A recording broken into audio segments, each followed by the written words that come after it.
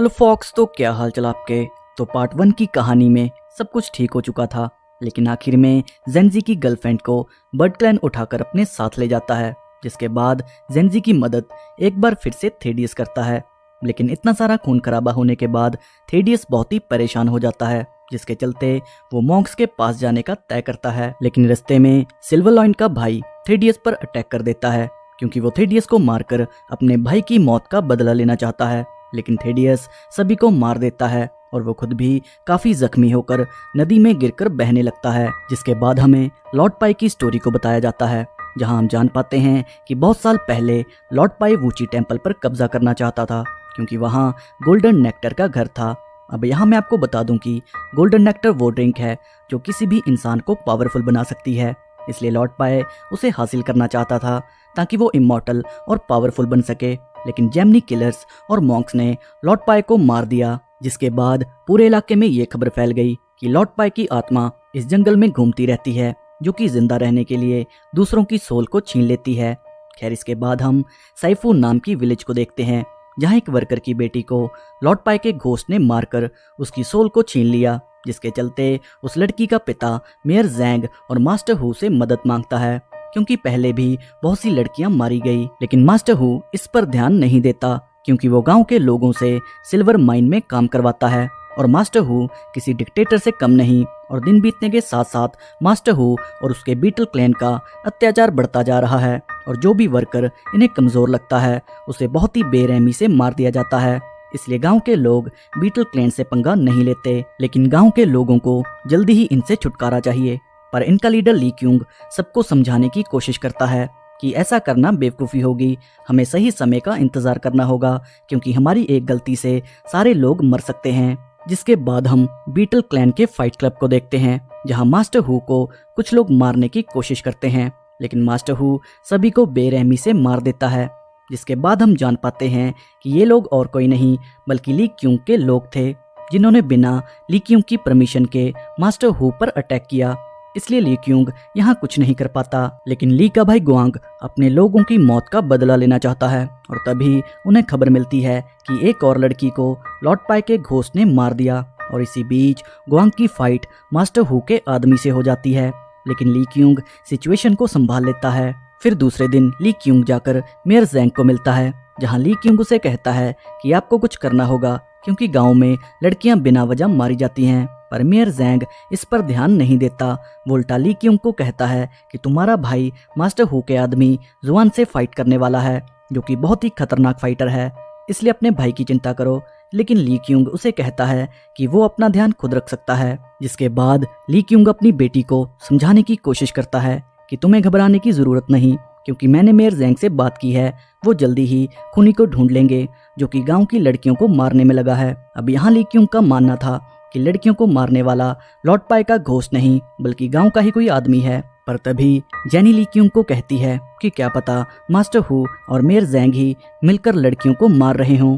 खैर, अपनी बेटी को समझाने के बाद ली क्यूंग सीधा फाइट क्लब में आ जाता है, जहां गुआंग अपने फाइटिंग स्किल से जुआन को फाइट में हरा देता है। जिसके बाद ली क्यूंग अपने भाई को वार्निंग देता है कि अपना ध्यान रखना, क्योंकि वो लोग तुम्हें आसानी से नहीं छोड़ेंगे। लेकिन गुआंग अपने भाई को समझाने की कोशिश करता है कि आप एक अच्छे वॉरियर हो और खुद को भूलो मत, हम दोनों मिलकर इन सबको मार सकते हैं। और तभी हम एक फ्लैशबैक को देखते हैं, जहां ली क्यूंग एक वॉरियर के रूप में दुश्मनों को मार रहा था।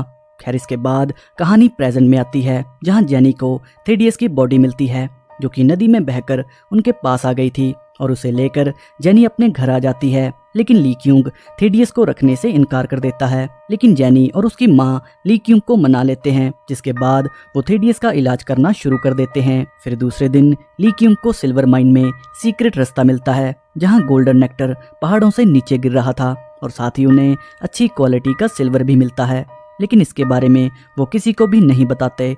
खैर, थोड़ी देर बाद थेडियस अपने नाइटमेयर से जाग जाता है, जिसे ली क्यूंग यहाँ की सारी सिचुएशन एक्सप्लेन करता है, और बातों ही बातों में ली क्यूंग थेडियस को कहता है कि मुझे पता है the man with the iron fist तुम हो।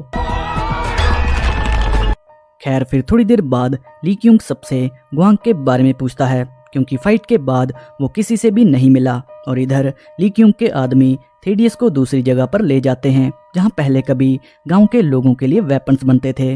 जिसके बाद थेडियस को विलेज की पूरी कहानी बताई जाती है कि कैसे यहाँ की लड़कियाँ और लोगों को बेरहमी से मार दिया जाता है। खैर अब थोड़ी देर बाद ली क्यूंग को ग्वांग की डेड बॉडी मिलती है जिसे बीटल क्लैन ने मार दिया था।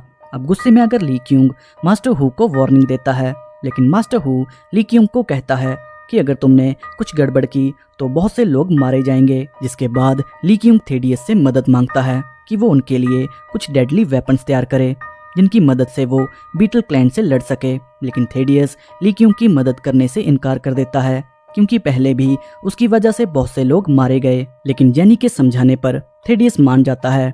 खैर इसके बाद बीटल क्लैन ली क्यूंग को चैलेंज करता है, लेकिन ली क्यूंग चैलेंज को एक्सेप्ट नहीं करता और तभी मास्टर हु जेनी के बारे में गंदी गंदी बातें करने लगता है, जिन्हें सुन ली क्यूंग चैलेंज को एक्सेप्ट कर लेता है। जिसके बाद वो बीटल क्लैन को बहुत ही बुरी तरह मारने लगता है और इसे देख मेयर ज़ैंग ली क्यूंग को अपने साथ मिलने को कहते हैं ताकि वो मास्टर हु को मारकर खुद सबका लीडर बन जाए। लेकिन ली क्यूंग उसका साथ देने से इनकार कर देता है और उसी रात ली क्यूंग मास्टर हु से फाइट करने वाला था, लेकिन रास्ते में मास्टर हु का आदमी ली क्यूंग को स्टैप कर भाग जाता है। लेकिन थेडियस उसे पकड़ लेता है और जख्मी होने के बाद भी ली क्यूंग मास्टर हु से फाइट करना चाहता है। जिसके बाद दोनों में अमेजिंग फाइट होती है और इससे पहले मास्टर हु ली क्यूंग को मार पाता तभी थेडियस उसके आदमी को लेकर आ जाता है जिसने ली क्यूंग को स्टैप किया था। जिसके बाद मास्टर हु का सारा प्लान सामने आ जाता है कि मास्टर हु धोखे से जीतना चाहता था, लेकिन मास्टर हु पर इस बात का कोई फर्क नहीं पड़ता, जिसके चलते वो सबको अरेस्ट कर लेता है ताकि वो सबको मारकर बाकी लोगों में अपना डर बढ़ा सके और आगे जाकर कोई उसका मुकाबला ना करे। खैर इसके बाद थेडियस ली क्यूंग को कहता है कि मैं वूची टेम्पल की तरफ जा रहा था जहाँ गोल्डन नेक्टर सबकी सोल को पावर देता है और साथ ही उसे पीने वाला आदमी इमॉर्टल बन जाता है, लेकिन मैं वहाँ मन की शांति के लिए जा रहा था। और तभी ली क्यूंग को याद आता है कि माइन के अंदर उसने जो पानी पिया था वो असल में गोल्डन नेक्टर था। जिसके बाद ली क्यूंग को सारा खेल समझ आ जाता है कि मास्टर हु को सिल्वर माइन से कोई मतलब नहीं, उसे तो गोल्डन नेक्टर चाहिए।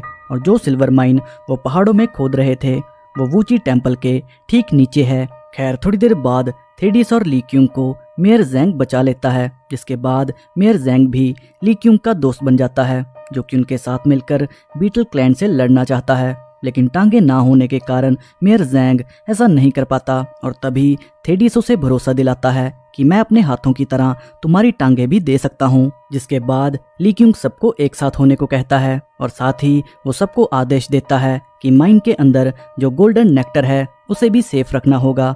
और थोड़ी देर बाद मेयर ज़ैंग के पैर भी रेडी हो जाते हैं और इधर ली क्यूंग मॉन्क्स के पास आ जाता है जो कि उन्हें कहता है कि गोल्डन नेक्टर को मास्टर हु चुराने की कोशिश में है। और यहीं हम जान पाते हैं कि काफ़ी साल पहले लॉर्ड पाई ने भी ऐसा करने की कोशिश की थी, लेकिन रॉयल ब्लड होने के कारण लॉर्ड पाई को नहीं मारा गया बल्कि उसके पैरों को काटकर छोड़ दिया गया था। यानी कि लॉर्ड पाई अभी भी जिंदा है और लॉर्ड पाई के गोस्ट वाली स्टोरी सिर्फ एक स्कैम थी। खैर थोड़ी देर बाद मॉन्क्स और ली क्यूंग गोल्डन नेक्टर को बचाने के लिए पहुंच जाते हैं, जिसके बाद मॉन्क्स और गांव के लोग बीटल क्लैन को मारने लगते हैं। जिसके बाद मेयर ज़ैंग का असली रूप सामने आता है जहां लीडर मॉन्क सबको कहता है कि मेयर ज़ैंग कोई और नहीं बल्कि लॉर्ड पाई है। मतलब पूरे गाँव में जो लड़कियों की जीवन शक्ति को छीन रहा था वो कोई और नहीं बल्कि लॉर्ड पाई था। और यहाँ भी लॉर्ड पाई जेनी की जीवन शक्ति को छीन लेता है और इसे देख ली क्यूंग गुस्से में आकर मास्टर हु को मार देता है। जिसके बाद लॉर्ड पाई सब कुछ ओवरपावर कर लेता है, लेकिन ली क्यूंग और थेडियस मिलकर लॉर्ड पाई को तरबूज की तरह फाड़ देते हैं। जिसके बाद गोल्डन नेक्टर की मदद से ली क्यूंग अपनी बेटी को भी जिंदा कर देता है क्योंकि गोल्डन नेक्टर सिल्वर माइन से निकलकर नदी में आ रहा था। और कहानी के आखिर में ली क्यूंग यहाँ का मेयर बन जाता है। और रही बात थेडियस की, वो अपनी मंजिल पर पहुंच चुका था। और इसी के साथ ये मूवी की कहानी यहीं पर एंड हो जाती है।